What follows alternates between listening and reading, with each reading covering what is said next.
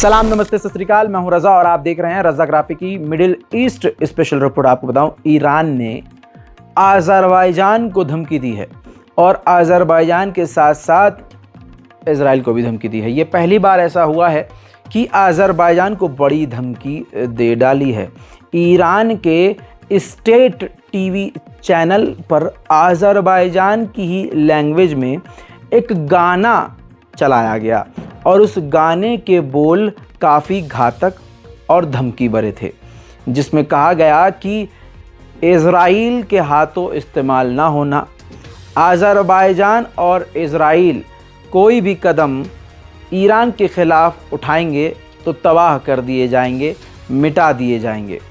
दोस्तों, आपको बताऊं, आज़रबाईजान और आर्मीनिया के बॉर्डर पर पहले ही 3 दिन की मिलिट्री ड्रिल कर रहा है, जिसमें आज़रबाईजान को और सारी दुनिया को अपनी खतरनाक ताकत ईरान ऑलरेडी दिखा रहा है।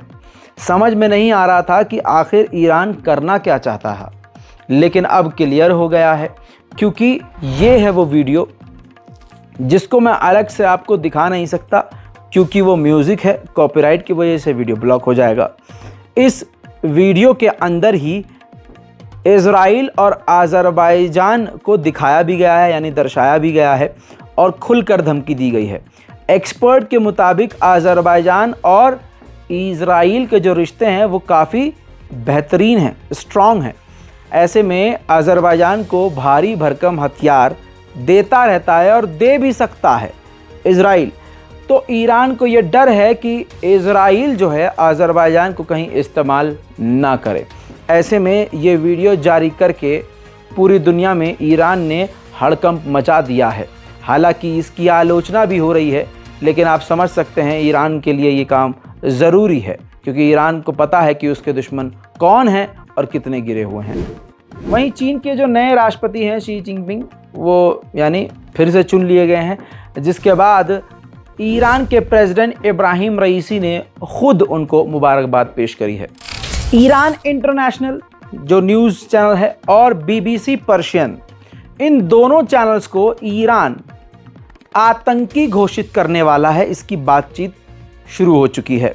आपको बताऊं ये क्यों कर रहे हैं। इनका कहना यह है, ईरान का कहना यह है कि कई सारे चैनल्स जो हैं ईरान के ख़िलाफ़ प्रोपेगेंडा चला रहे हैं और ईरान को तोड़ने का काम कर रहे हैं। ऐसे में BBC पर्शियन और ईरान इंटरनेशनल, ये दोनों ब्रिटेन के हैं। ब्रिटेन के कहने पर ये पूरे प्रदर्शन को गलत तरीके से दिखाकर सारी दुनिया को ईरान के खिलाफ उकसा रहे हैं। अब ईरान से ही बड़ी खबर बता दूं, हज़ारों लोगों को गिरफ्तार किया गया इस प्रदर्शन के चलते और 300 लोगों पर कार्रवाई करके साबित कर दिया है कि इनका ख़तरनाक इन्वॉल्वमेंट था। उन पर तो केस चलेगा। उन 300 में से उन 4 लोगों को फांसी दी जाएगी। अब आप समझिए कि ईरान का कितना सख्त कदम है। पहले से ही लोग ईरान के ख़िलाफ़ बयानबाजी कर रहे हैं। ऐसे में ईरान का ये जो नया अपडेट आया है कि 4 लोगों को फांसी दी जाएगी, इससे प्रदर्शन और हिंसक हो सकता है। वहीं बड़ी खबर ईरान की तरफ से, ईरान ने बताया है, जानकारी दी है कि हमने इजराइल के 10 मूसाद के एजेंट को ईरान में ही गिरफ्तार कर लिया है, जो लगातार कार में आग, ईरान के लोगों के घरों में आग, उत्पात मचाने का काम कर रहे थे और करवा रहे थे।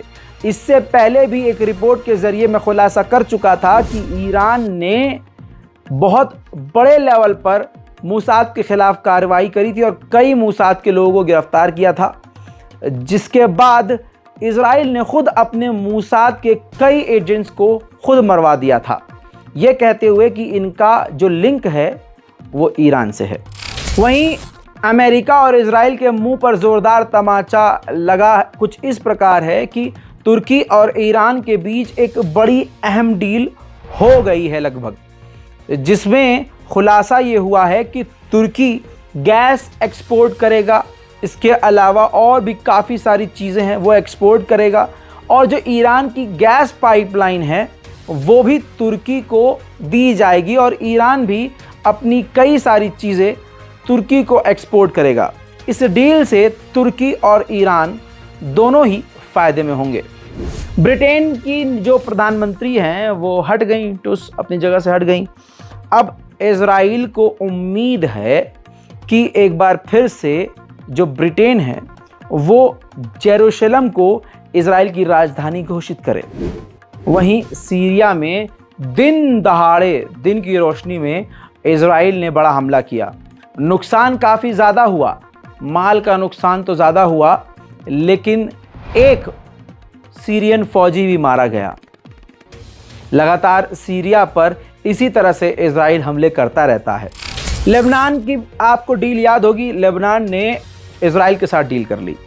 इसके बाद इजराइल की डील के बाद पहली बार लेबनान की डेलीगेशन सीरिया जाने वाली थी बातचीत के लिए। सीरिया ने खुद ही इस मीटिंग को कैंसिल कर दिया, ये कहते हुए कि अभी ये सही मौका नहीं है। वहीं आखिर में आपको बता दूं कि अजाब अमेरिका पर अल्लाह का कुछ इस प्रकार से आया है, कभी बाढ़, कभी तूफान, तो कभी कुछ, लेकिन एक चीज़ रेगुलर हो रही है वहाँ, गोलीबारी। अमेरिका के सेंट लुइस स्कूल में एक 20 साल के लौंडे ने गोलीबारी करी, जिस गोलीबारी में 2 लोग मारे गए और फिर पुलिस ने उस 20 साल के लड़के को भी गोली मार दी। लगातार इस तरह की वारदात बढ़ती जा रही है अमेरिका में। सोचिए, कुछ खबरें सामने आ जाती हैं, वरना ऐसी बहुत सारी खबरें हैं जो सामने ही नहीं आने देता अमेरिका।